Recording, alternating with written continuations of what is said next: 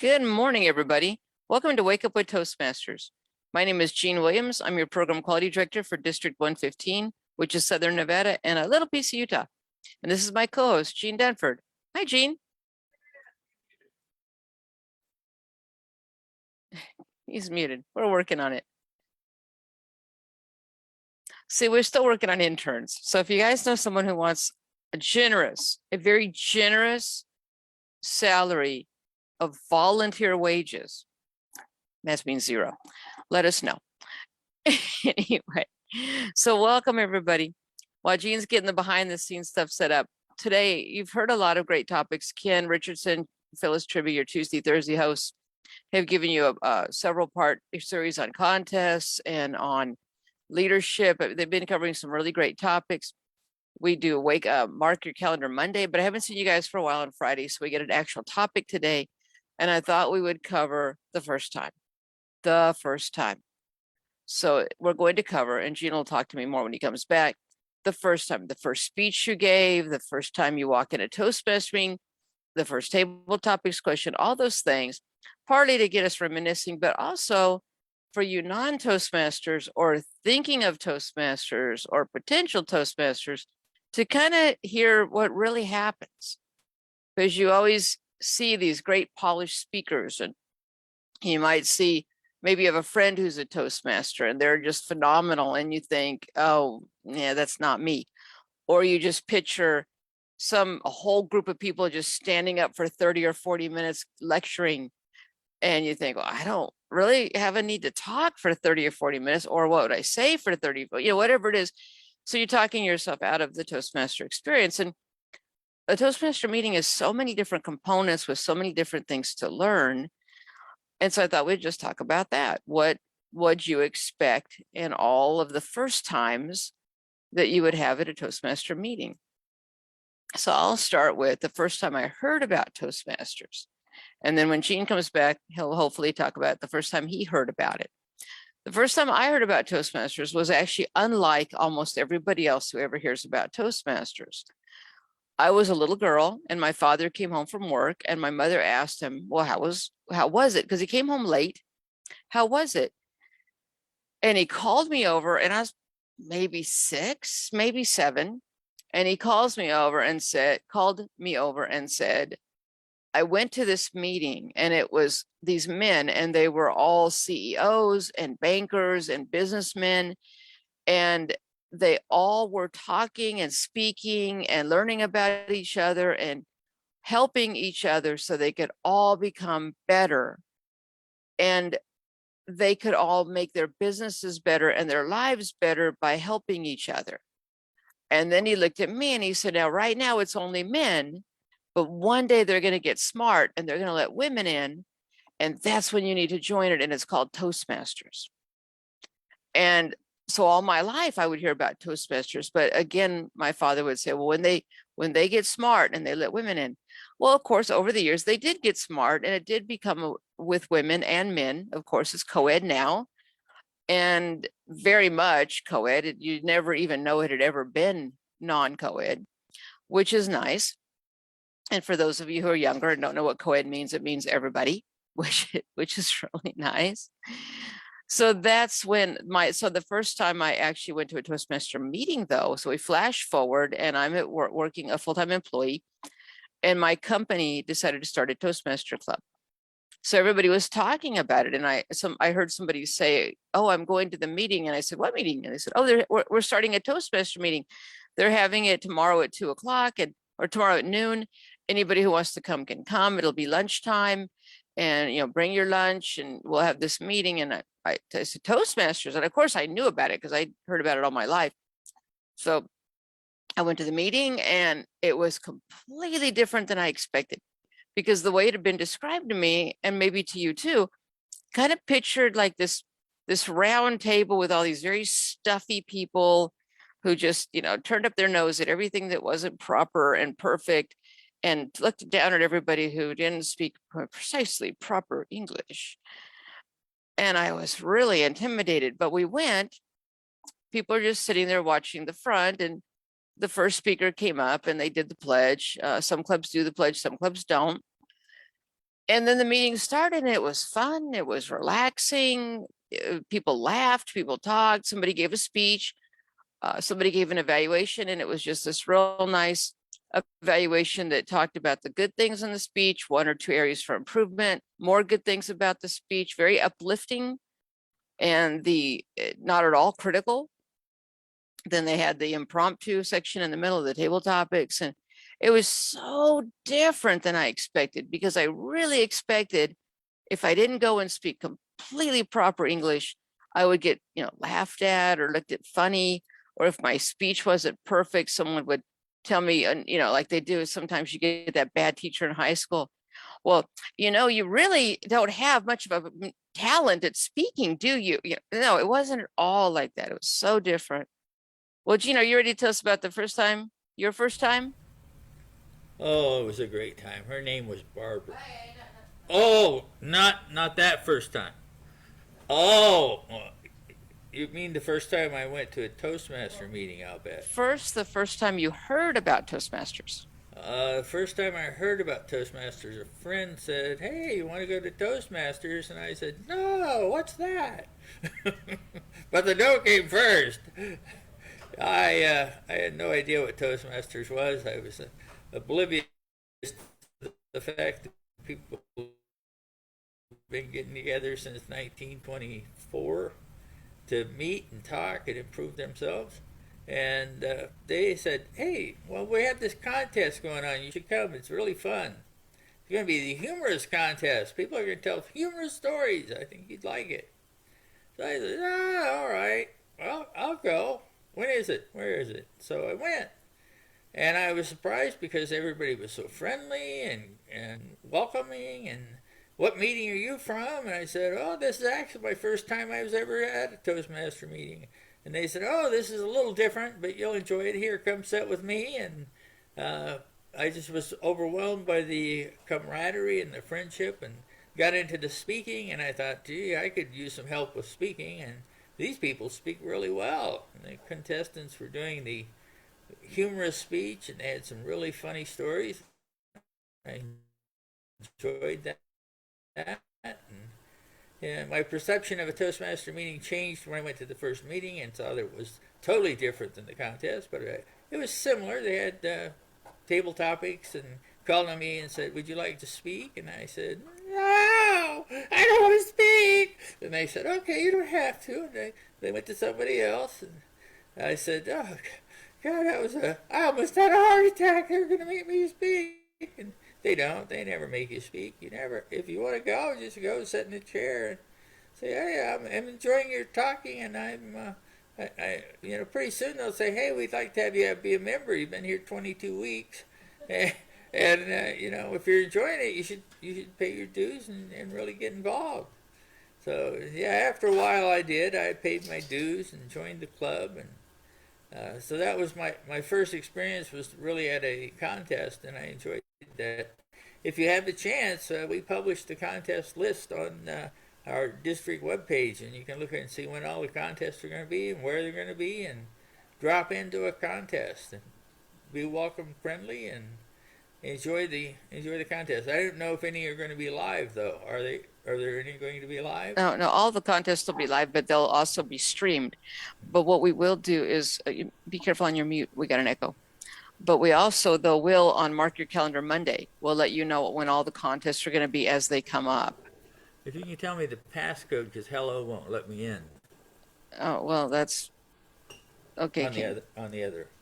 Oh, well, just mute yourself for now, though, because I get an echo. I thought I did. No.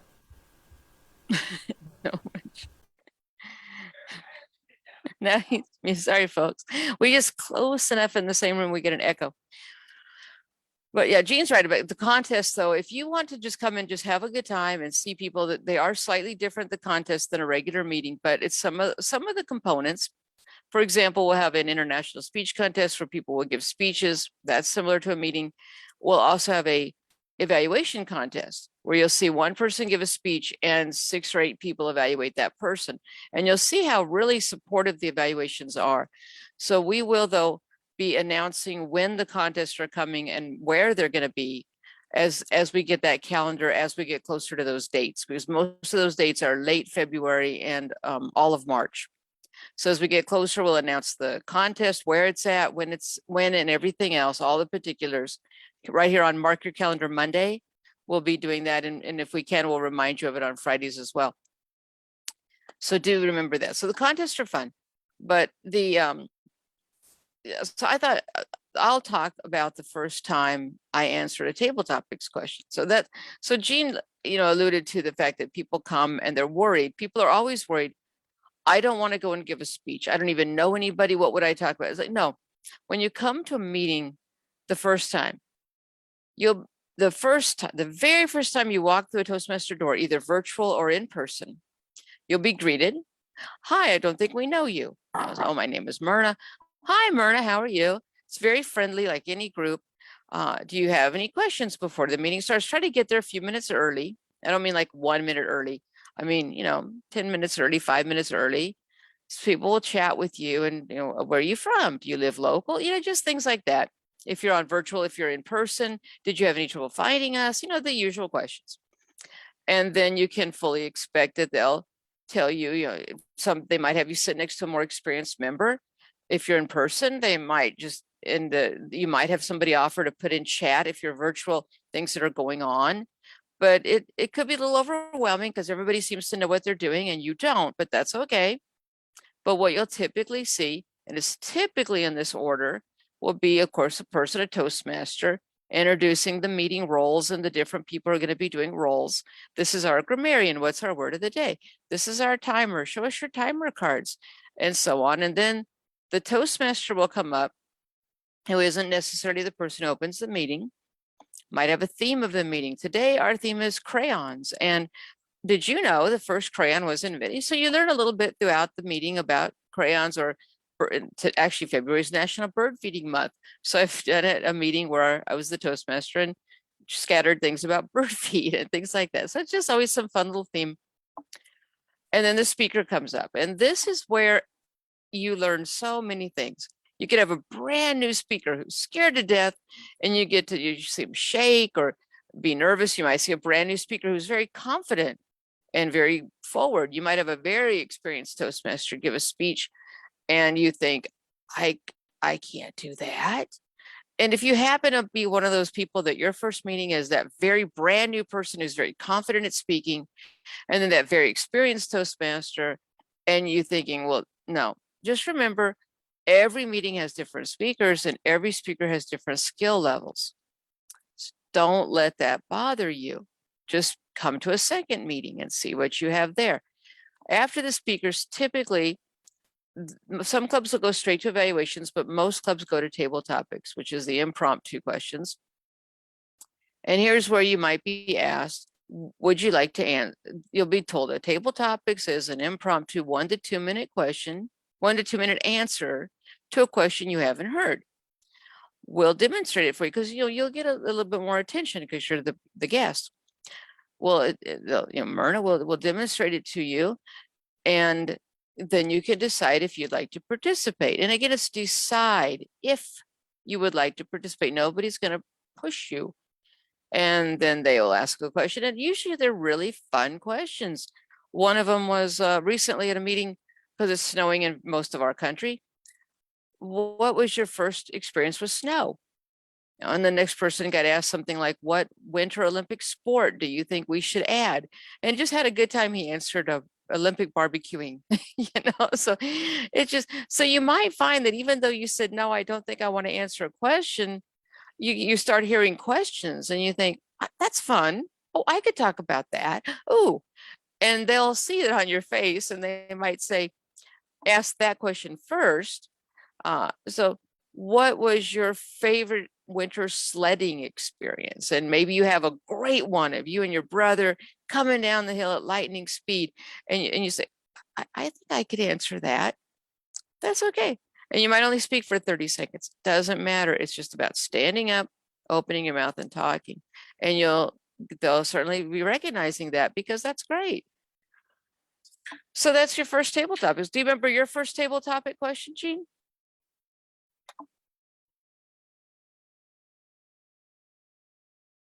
He's finding the mute button. There you go. My mute button doesn't stay in the same place. It moves. And then I have to hunt for it every time I unmute. Somebody could unmute me when they mute me, but no, that's all right. Somebody's But not what a was the question? My co-host. first time? Somebody is not a co-host, so Ah, there somebody you go. cannot unmute. Your first time you answered a table topics question. Oh, first time. Probably was at Valley Voices and Vices. And I'm sure they threw me a softball question, but I'm not even sure what it was. I would not. I don't even remember what the last table topics question was I was asked. So that would be a very hard question for me to answer. Uh, But if you asked me a table topics question, I would answer it right here live on our show. Maybe we'll do that at the end. Okay, Right. we'll So, end with a table topics question, and everybody can ponder what their answer would be. oh, we'll do that. And then you only have 30 seconds to a minute to answer the question. Oh, we'll do that. Okay, so make sure you either make me co-host or I, mute. I can do that. Okay, thank You know, I have to be reminded of these things. you. Thank Thank you very much. you. So I Oh, don't remember my first table topics question, but I do remember the feeling I had. And I think that I just remember they were going, I noticed a pattern because the first meeting was real crowded. It was all these people from work, and the second meeting was very crowded. So I kind of like sat in the back corner because I knew I needed to be there, especially not to let my father down. I didn't want to let him down, but I also knew that it was a lot because what had happened, I looked back and I realized another club that was fully formed had come over to our work. Their business was across the street from ours. They're actually still out there. It's Omaha, Nebraska. There's a club called Rail, RAIL, like trains, Rail Talkers.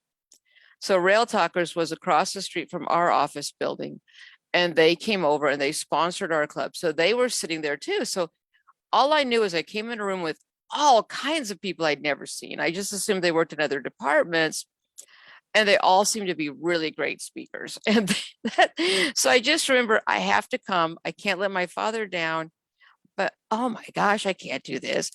But then I started noticing a pattern that they were not IRS. I worked for the IRS. They were not IRS employees. And I also noticed that they were coming in to the building as the meeting was starting, and they would leave after the meeting was over. So then I realized they worked across the street.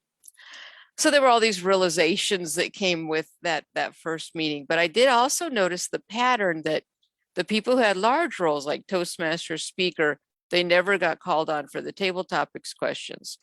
But the people who either didn't have a role got called first, and the people who had small roles, I mean, by small, I don't mean unimportant, I just mean less talking.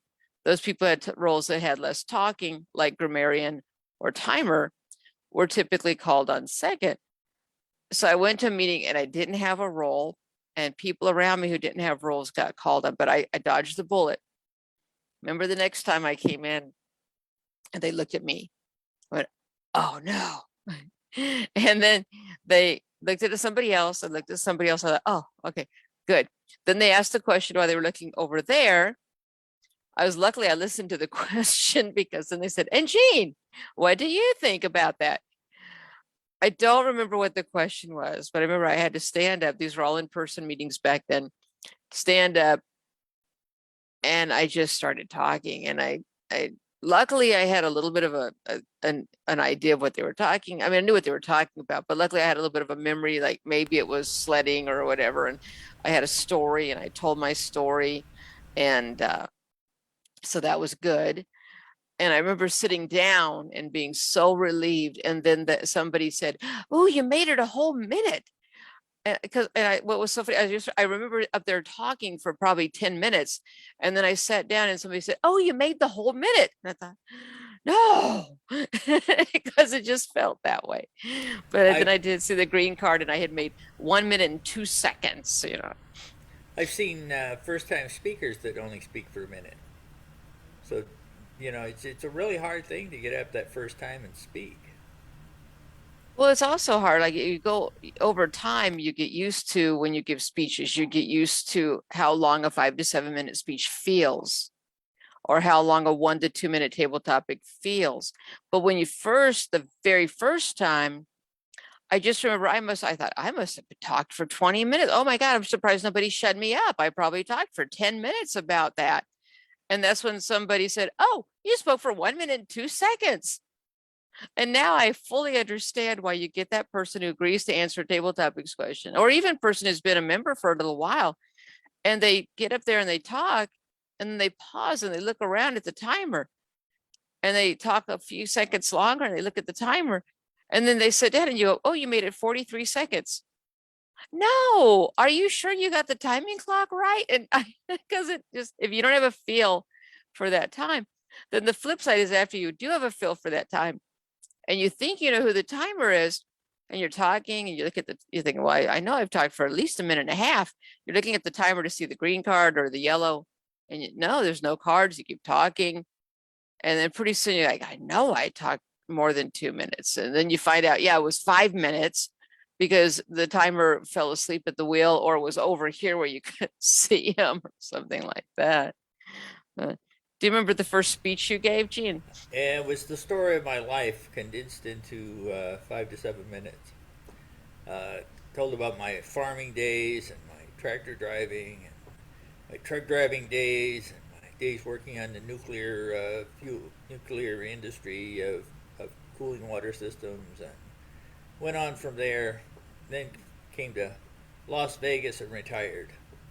So there you go. That's my story. You got the whole 5 to 7 minutes and 32 seconds. That would be a table topics question. Now, I don't remember my first question, and I don't remember my first speech, actually.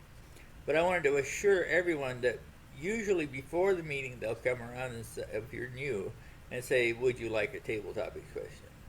They don't just pop it out of the, and you can always say no. And you're never made to speak. If you don't want to speak, just say no, I don't want to speak.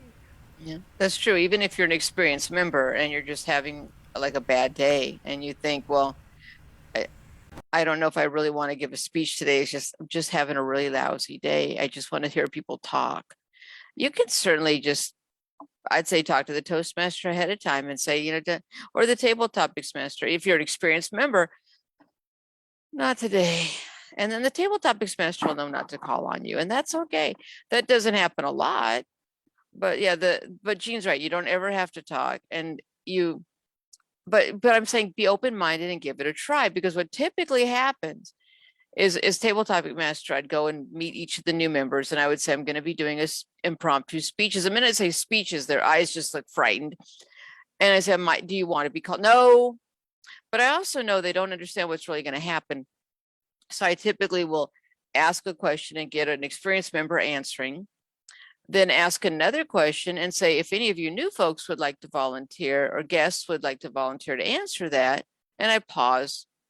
They don't, I call on someone else. And then I might ask a really softball question, have you ever been out of the state? Talk about a vacation you had. And then you kind of see people thinking, because you do talk about your vacations to all your friends or something weird that happened at the airport. And then you typically see that person who looks a little more intrigued. And then you might have the person answering and they might only talk for 15 or 20 seconds, and that's okay. But you can also say no. But yeah, it's the first. But yeah, I want to say one thing. We're almost out of time. I want to say one thing that Jean mentioned, the icebreaker, which is typically your very first speech. And everybody looks at that and thinks it's because it says it's your speech to introduce yourself to the members. And people often think, I need to talk for 4 to 6 minutes about my whole life.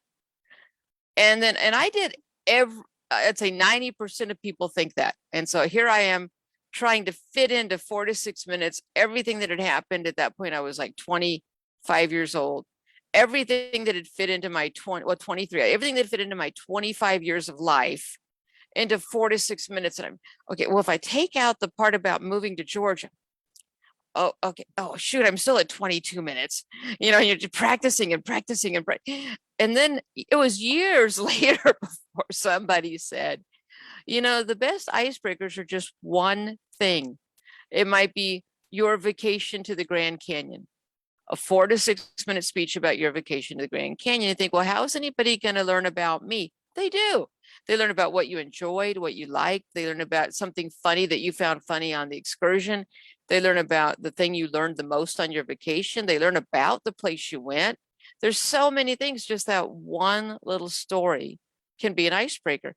But I didn't know that. So I was like almost everybody else trying to jam this whole life into 4 to 6 minutes. And then, and you do, you get so many people. Well, I was born in so and so. And then when I was 7, you know, and you don't, I was a happy baby. But when my brother came along when I was 3, and you're like, no, you don't know. It's not that. It's not your memoirs. But that's okay. Whatever gets you up talking. But we are out of time, Jean. So we have talked about your first time. So we've taken all the mystery out of the first time. So now come to a meeting, either virtually or in person. Look on Find a Club or email us or whatever you want to do. And we will find a way to get you into a club. And you can visit. Just visit. I'm here to visit. I want to see what this is all about.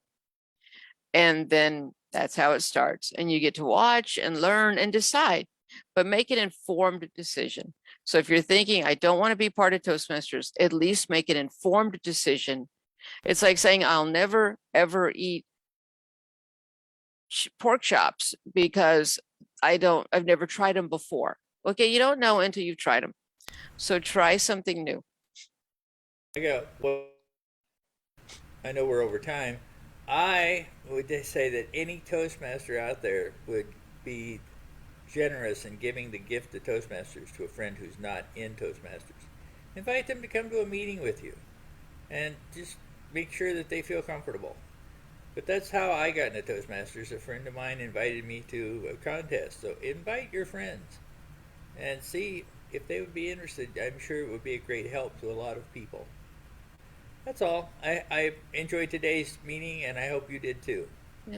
Yeah, Gina's right. And by the way, if you decide to join, dues are $45 for 6 months and a one-time fee of $20 to become a Toastmaster. And that's it. So you're not looking at a huge investment, about $110 a year the first year and about $90 every subsequent year. So take the mystery out that's in your brain out of, I don't ever want to go to a meeting, learn, and let us know about your first time. Thank you. See us on Facebook, like, comment, and share. Thanks for following us, those who do. And we will see you. Jean and I will actually see you Monday, or one of us will see you Monday on Wake Up with Toastmasters.